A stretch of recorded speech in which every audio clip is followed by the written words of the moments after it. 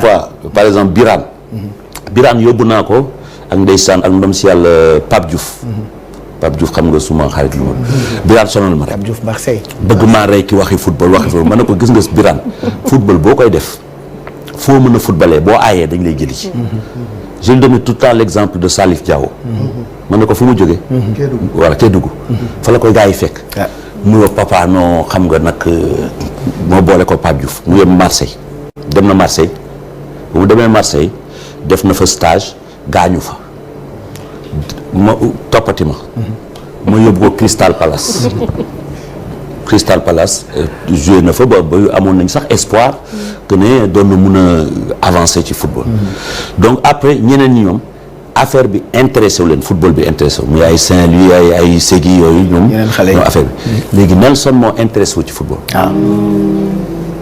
donc moom moo intéressé football bon booy gisee sax dama sonal ci affaire football bi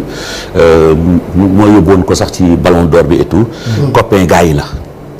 waaw ay ñoom Aliou Cissé ñoom Sadio yooyu yoo gëm fu mu ne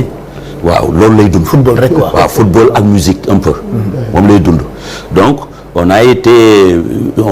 par exemple dama ne ko bi waa égyptiens yi ñëwee te gars yi doon wër xale yi doon def laser yi man ne ko bu ñu la seetoon jàpp la ndax ci la bokkoon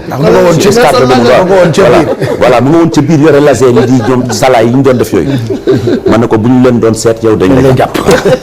donc après il vit ça et donc quand j'ai fait la chanson donc je l'écoutais pendant l'été durant l'été xam nga été bi ñun ñoo nekkoon si tournée bi été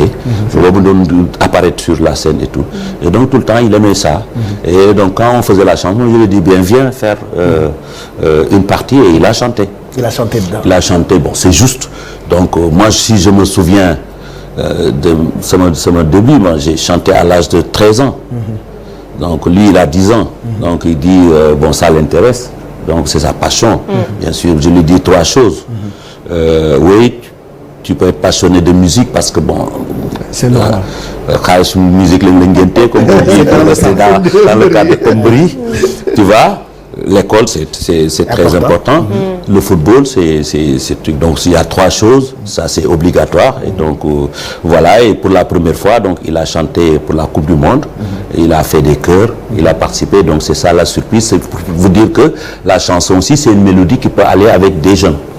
voilà